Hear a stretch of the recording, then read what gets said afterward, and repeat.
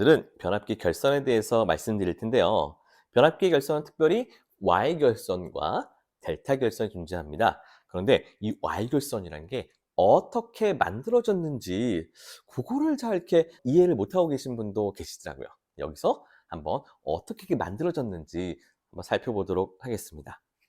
자, 변압기가 지금 세대가 보이죠? 네, 이상적 변압기 세대가 있습니다. 그리고 각각 1차 측 코일을 빨간색, 빨간색, 빨간색으로 표시했고요. 2차 측은 파란색, 파란색, 파란색으로 표시했습니다.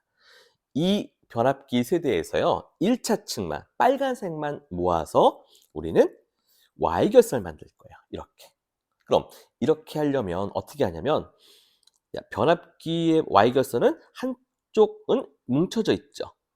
바로 이 한쪽 뭉쳐져 있는 건 이렇게 표현합니다. 이렇게, 이렇게, 이렇게 묶으면 변압기 한쪽을 다 묶었죠. 그리고 나머지는 자 이렇게, 이렇게, 이렇게 즉 권선의 반대측은 이렇게 바깥으로 뻗쳐지고 있죠. 그런 것처럼 권선의 바깥측은 이렇게 또 이렇게 또 요렇게 연결이 되어 있다. 이게 바로 Y결선입니다. 알았죠? 아, Y결선이란 건 변압기의 1차 측이든 또 2차 측이든 어느 한 측을 Y결선의 모양으로 묶는 거야 라는 그런 의미가 된다는 걸 이제 아셨을 겁니다. 그럼 Y결선에서요, 이제 중요한 몇 가지 이제 사항들도 알아볼게요. 자, 우리 보통 요거를 상이라고 합니다. 뭐라고요? 상. 그럼 상이 지금 몇 개 있어요? 하나, 둘, 세 개 있죠. 그래서 삼상이라고 해요. 자, 그런데 이 상에 있는 이 걸리는 전압을 이 VP를요. 뭐라고 하냐면은 우리 상전압이라고 한다. 그리고 이 상에 흐르는 전류 요거를 뭐라고 하냐? 그러면은 상전류라고 한다. 아, 상전압을 보니까 여기에 그 P자가 있잖아요. 이거 왜 P냐면요. 상이라는 말 자체가 그 페이즈, 영어 페이지예요. 그래서 이제 P라는 걸 사용을 합니다. 그리고 그 옆에요. 여기에 선간 전압이 있습니다. 선 사이에 있는 전압이라고 해서요. 선간 전압이라고 해요. 뭐라고요? 얘는 선간 전압이라고 합니다. 그리고 이 선에 흐르는 전류, 얘를 뭐라고 그래 할까요? 당연히 선간 전류라고 하겠죠. 자, 여기 뭐 이렇게 복잡한 우리 벡터도가 있는데요. 그건 잊어버리고 몇 가지 중요한 사항만 좀 그냥 기억할게요.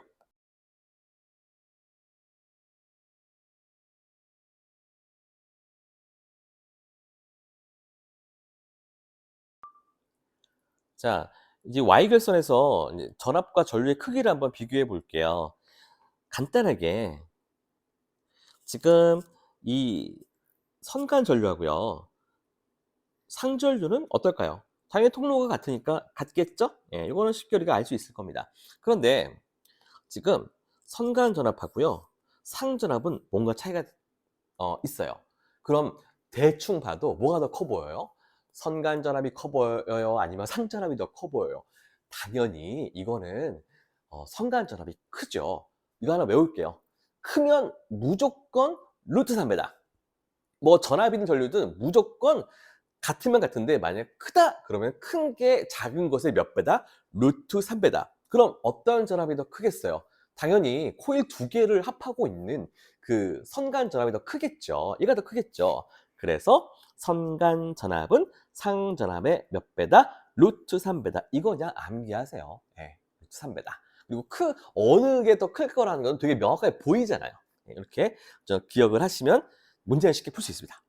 자, 그 다음에 이번에는 델타 결선을 한번 생각해 볼게요. 델타 결선이라고 함은 지금 코일이 지금 3개가 있죠? 3개의 각 끄트머리를 이렇게 연결하고 연결된 데에서 이렇게 선 하나씩 빼는 게 델타 결선입니다. 그러면 아까하고 마찬가지로 이 델타 결선도 어떻게 연결하냐면 변압기 지금 이렇게 세대가 보이죠? 세대의 파란색 코일을요. 연결할 거예요. 어떻게? 서로 이렇게 연결할 겁니다. 그리고 연결된 데에서 이렇게 하나 빼고, 두 개 빼고, 세 번째 그래서 이렇게 빼면 얘가 무슨 결선이에요? 아하, 바로 델타 결선이 이루어졌다라고 우리가 생각할 수 있겠죠. 그러면 여기서도 그 전압과 전류의 차이를 한번 생각해 볼게요. 자, 복습하는 의미에서 다시 생각해 보겠습니다. 자, 여기가 상이에요. 그러면은 상에 걸리는 전압, 무슨 전압? 상전압, 요거 상전압, VP. 그리고 상에 흐르는 전류, 상전류, IP. 그리고 선간에 걸리는 전압, 선간전압. 그리고 이 선에 흐르는 전류, 선전류라고 우리가 구분할 수 있습니다. 아까 말씀드렸죠? 같으면 그냥 같어. 그런데 차이가 생기면 무조건 뭐가 크다? 선간이 크다. 얼마만큼 크다? 무조건 루트 3배만큼 상보다 크다라고 우리가 예상이 아니라 그렇게 우리가 암기하도록 할게요. 그러면 우리 선간전압하고 상전압을 보니 어때요? 같죠?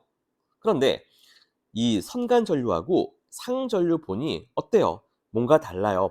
무조건 뭐가 크다? 선간이 크다. 상거에 비해서 얼마만큼 크다? 우리는 루트 3배만큼 크다. 라고 이건 암기를 하겠습니다. 이거 뭐 벡터도로 해서 이렇게 계산할 수 있는데요. 그러기에는 시간이 좀 복잡해요. 시간 많이 걸려요. 네.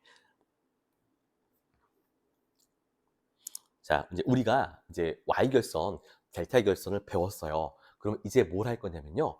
Y결선과 Y결선을 연결하면 1차 측도 1차 측은 Y결선, 2차 측도 Y결선을 연결하면 과연 어떤 특징이 있을까를 한번 이 그림을 놓고 한번 찾아보도록 하겠습니다. 이거 기존 책들은요. 설명이 너무 이렇게 자세하게 너무 돼 있어요. 근데 배경 지식도 함께 나오지 않다 보니까 언급이 안 되니까 이해하기 어렵죠. 근데 여기서는 그런 배경 지식 없이도 그냥 이 그림만 갖고 한번 찾아보도록 할게요. 첫 번째, 자, YY 결선 특징을 찾아볼 건데요. 지금 Y결선 있죠? 1차 측이 왼쪽입니다. 여기가 1차 측이고 오른편이 2차 측이 되겠죠. 그리고 이 권선비는 알파 측. 여기 녹색하고 사실은 변압기 하나에 들어있는 거예요. 얘의 권선비가 알파고 각각 색깔별로 다 똑같은 알파의 권선비를 갖고 있는 변압기를 연결한 겁니다. 자, 첫 번째 특징이요. 중성점이 있어요, 없어요, 얘는? 있죠. 여기서 중성점이라고 하는 건 뭐냐면요. 여기 점을 말해요. 그럼 이 점이 과연 어떤 역할을 하냐면요. 중성점을 이렇게 해가지고요. 이렇게 해가지고 여기다가 접지를 해요. 자, 그러면 한번 논리적으로 한번 생각해 보세요. 접지는 항상 몇 볼트? 몇 볼트? 0볼트. 0볼트지. 0볼트란 말이야. 그러면 여기는 항상 0볼트야. 그쵸? 여기는 항상 0볼트. 그러니 항상 중심점을 지켜주니까 혹여나 그 이상 전압이 어떤 이유에서든지 이상한 전압이 들어왔어. 그럼 어쨌거나 중심이 항상 0으로 붙잡아 주니까 그 이상한 전압이 너무 크게 막 이렇게 발생하는 일이 아무래도 적겠죠. 그래서 첫 번째 특징은요, 여기 나와 있죠. 아하, 중성점이 있어. 그래서 접지를 연결해. 그러니까 이상 전압을 어느 정도 방지할 수가 있어. 라는 얘기를 우리가 찾을 수 있습니다. 두 번째, 절연에 대한 얘기예요. 자, 이거 무슨 얘기냐면, 자, 우리 상전압은 예를 들어, 여기가 100V라고 해볼게요. 이게 100V예요, 상전압이. 그러면 우리 상전압하고 성간전압의 차이는 만약에 차이가 나면 루트 3배 차이라고 했죠. 그럼 여기에 상전압은 얼마만큼 걸릴까요? 이거는 100을 루트 3만큼으로 나눈 크기가 걸리겠죠. 그래서 선간에는 지금 100V 그리고 상에는 루트 3분의 100V만큼 걸릴 거예요. 당연히 상 쪽의 전압이 덜 걸리겠죠. 그럼 절연을 한다고 생각해 보세요. 절연을 한다는 건 결국에 우리가 선간 쪽보다는 상 쪽의 전압이 낮으니까 아무래도 거기서는 어 절연해야 될 그런 두께나 이런 것들이 좀 가벼워지거나 얇아질 수 있겠죠. 즉 Y결선은 뭐에 비해서?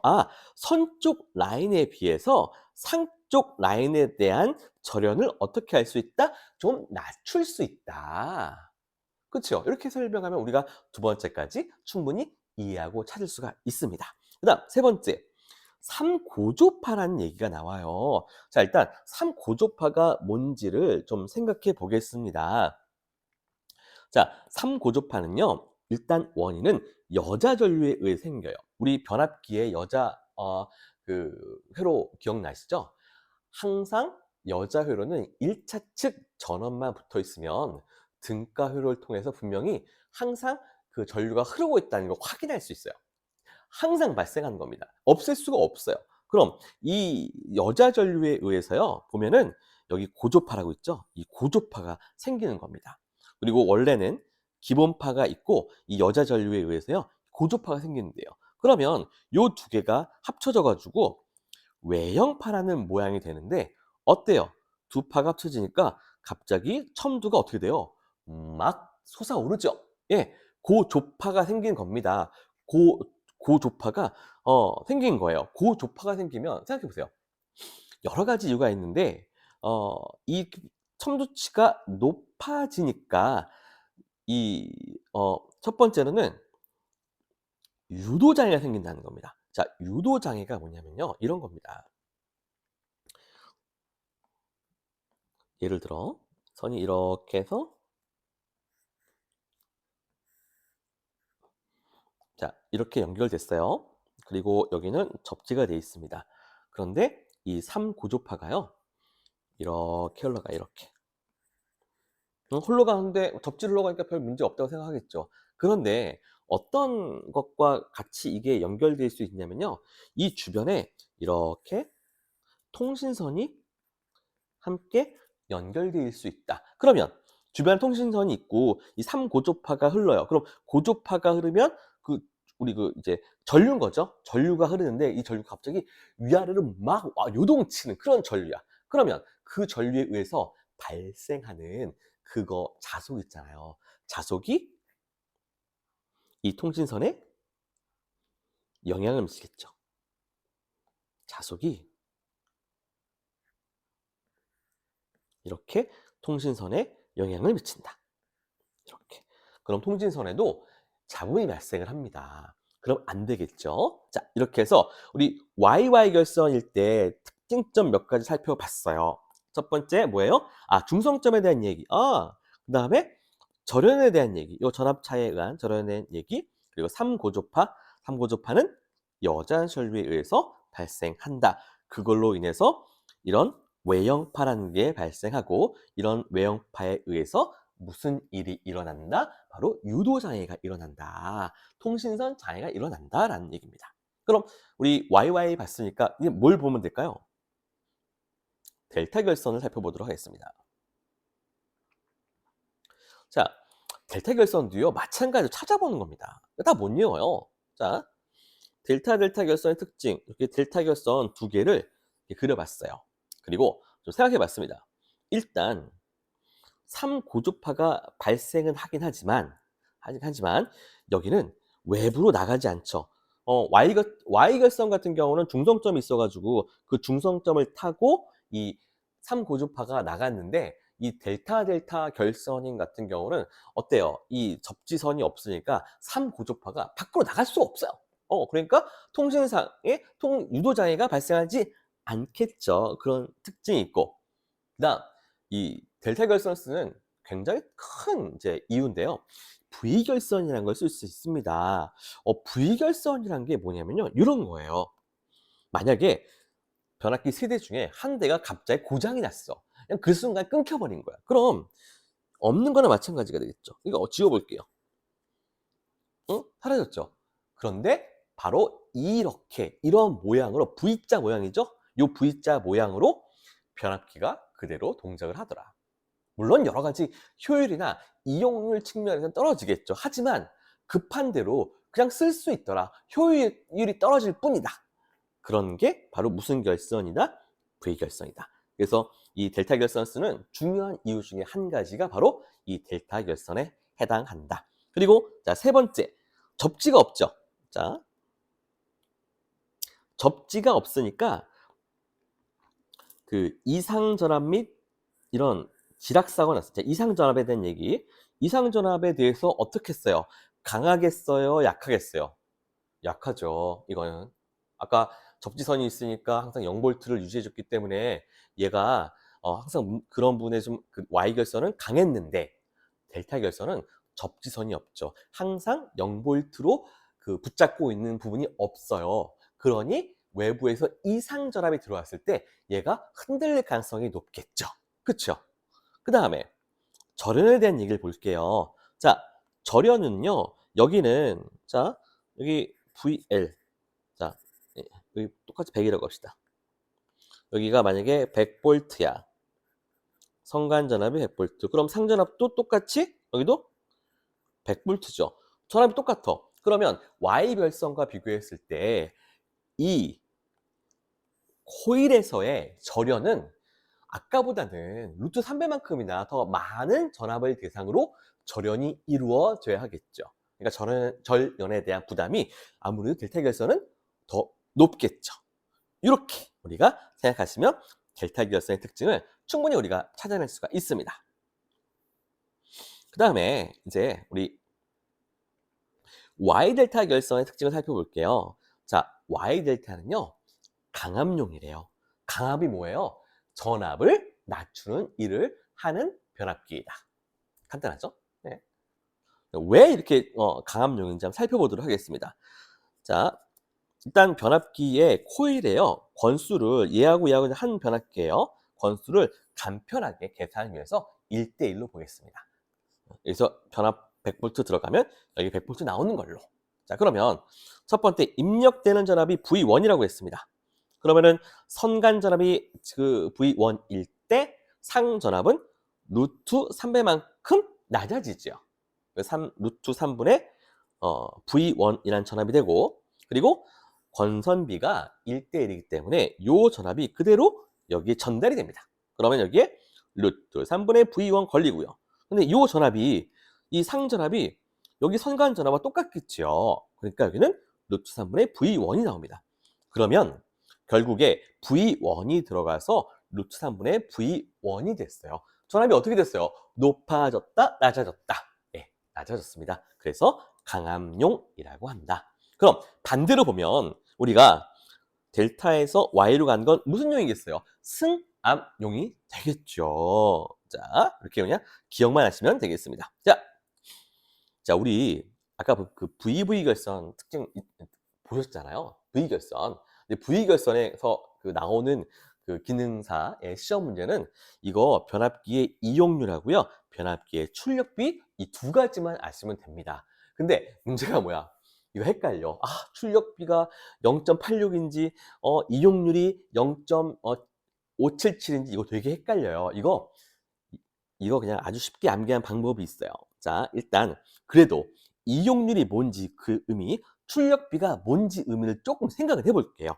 먼저 자, 변압기의 이용률입니다. 이용률. 자, 원래 델타 결선에는 변압기 3대가 사용돼요. 그런데 한 대가 고장이 나서 그게 의도치 않게 그 변압기 2대만 사용하게 됐으니 지금 현재 사용하고 있는 변압기 V결선에선 몇 대? 2대야. 그런데 변압기 한 대가 지금 낼 수 있는 출력은 P1이라고 할게요. 그러면 변압기 2대가 현재 이 P1만큼 출력을 내보내고 있다. 그런데 실제 이 VV 결선에서는요, 이 나오는 변압기의 출력은 2P만큼 나오지 못하고 얼마큼 나온다? 루트 3 P1만큼 나온다는 거예요. 그러니까 손해죠. 2대를 내가 연결했는데 2대가 나오는 게 아니라 루트 3배밖에 안 나온다는 거지. 그러니까 손해인 거죠. 그러니까 이건 오래 쓰지 못한다. 임시로 쓰는 거다. 자, 그래서 P1 지우니까 2분의 루트 3이 된다. 요 값이 0.86이 된다. 그리고 변압기 출력비는요, 자, 전과 후를 생각해 볼게요. 원래는 변압기가 몇 대? 세대였어요. 그러다가 지금 변압기 한 대 고장 나서 두 대로 두 대가 됐는데 그 두 대의 출력이 2가 아니라 루트 3 정도 나온다. 루트 3 P만큼 나온다. 그래서 세 대를 처음에 썼었는데 현재 두 대 쓰는데 V결선을 하니까 루트 3 P1이다. 요거 P1 지우니까 결국 얼마 나온다? 0.577이 나온다. 자, 여기 이용률과 우리 출력비 이거 헷갈리지 않게 그냥 쉽게 외우는 방법이 있습니다. 이용률 안에 0.86이 있습니다. 자, 보여드리겠습니다. 자, 보세요. 자, 0.86이 이용률 안에 있죠? 그러면은 0.86 이용률 쉽게 암기할 수가 있겠죠. 자, 오늘 변압기의 Y결선, 델타결선, 그리고 YY, Y델타, 델타 Y, V결선까지 함께 배워봤습니다. 어떻게 좀 이제 개념이 잡히시나요? 예, 괜찮습니다, 여러분들. 예, 저와 함께 계속적으로 반복도 해보시고 또 생각을 해보시면 우리 충분히 같이 해결해 나갈 수 있습니다. 자, 기운 내시고요. 저는 다음에 더 좋은 것으로 찾아오도록 하겠습니다. 혹시 변압기의 등가 회로가 좀 궁금하시거나 이해가 안 되신 분들은 추천 영상 참고하시면 되겠습니다. 감사합니다.